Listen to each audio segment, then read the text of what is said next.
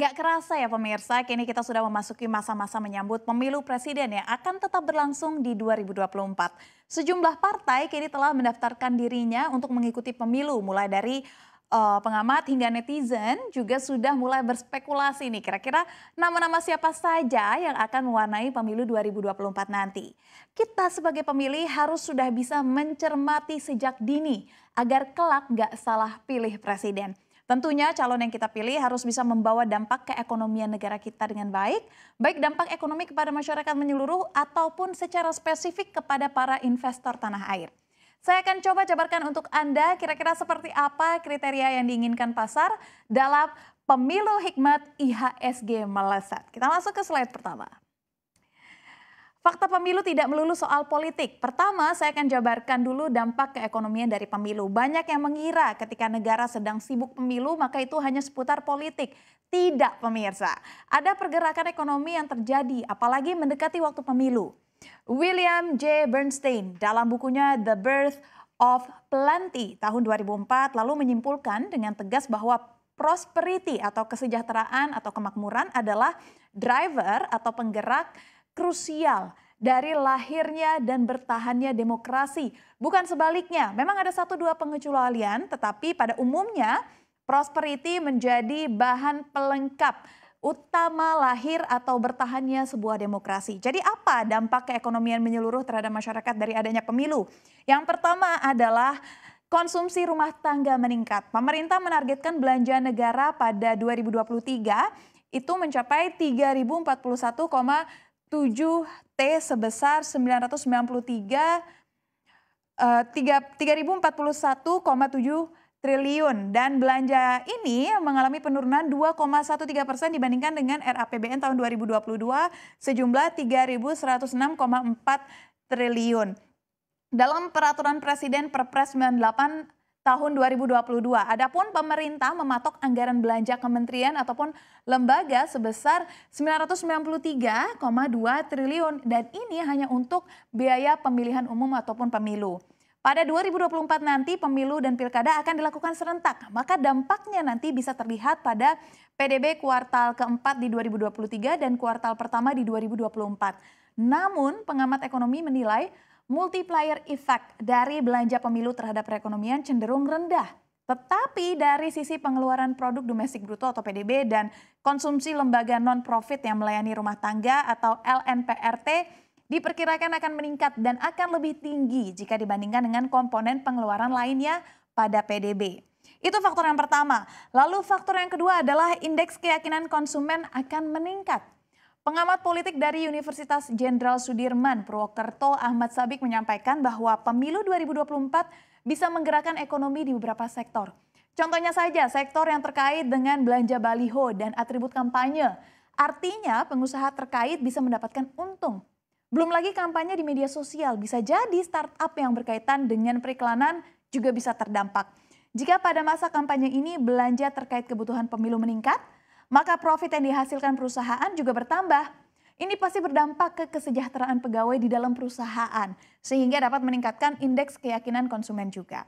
Lalu yang ketiga adalah aliran dana ke masyarakat meningkat. Dana penyelenggaraan, saksi, ataupun tim sukses ini kan besar ya dan juga bergulir sampai ke level yang paling dasar di masyarakat.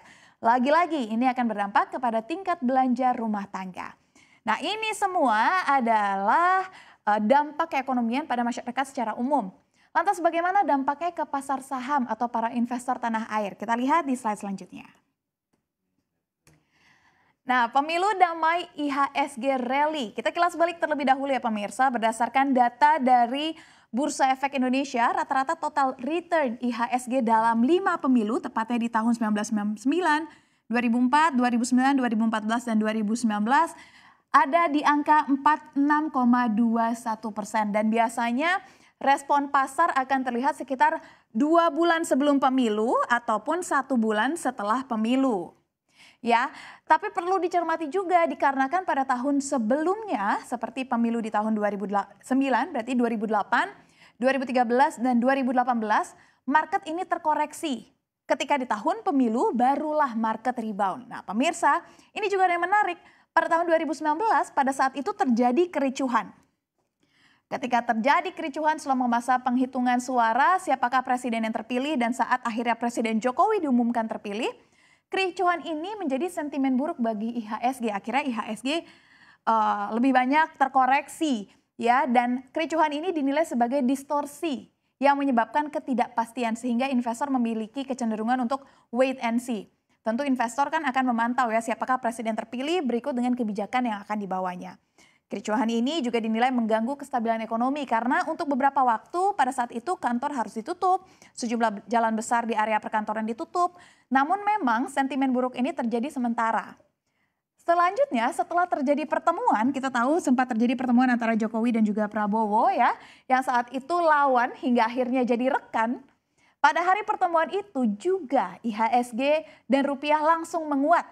Direktur Riset Center of Reform on Economic Peter Abdullah melihat bahwa pertemuan ini menjadi harapan.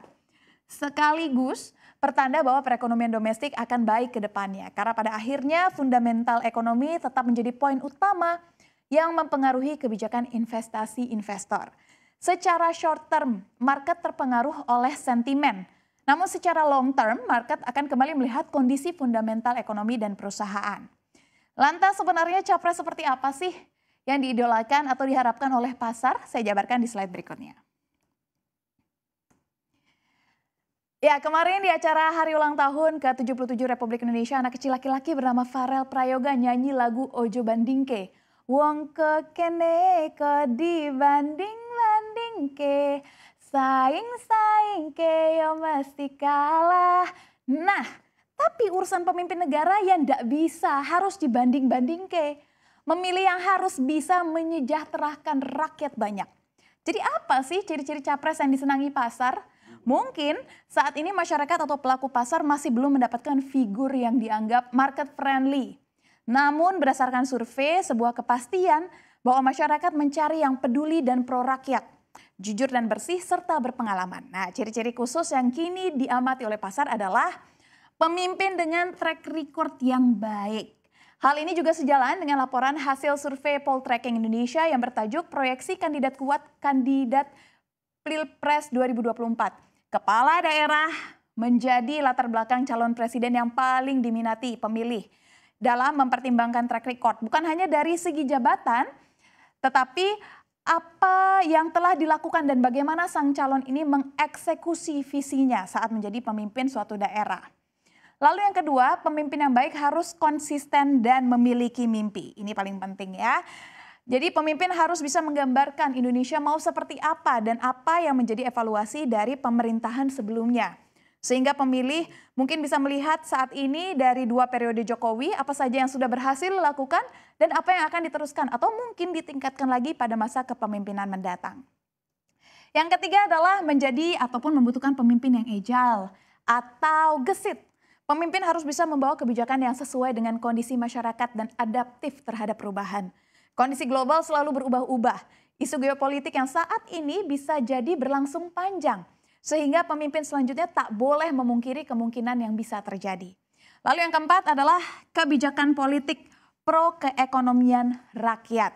Seperti yang saya sampaikan di awal bahwa prosperity atau kemakmuran adalah penggerak dari sebuah demokrasi suatu negara.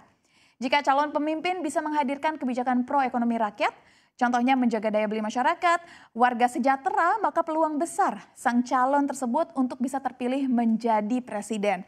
Maka penggabungan antara kebijakan fiskal dan moneter perlu untuk menjaga pertumbuhan ekonomi dan stabilitas keamanan negara. Jadi gimana kira-kira siapakah pilihan Anda? Pertimbangkan dari sekarang.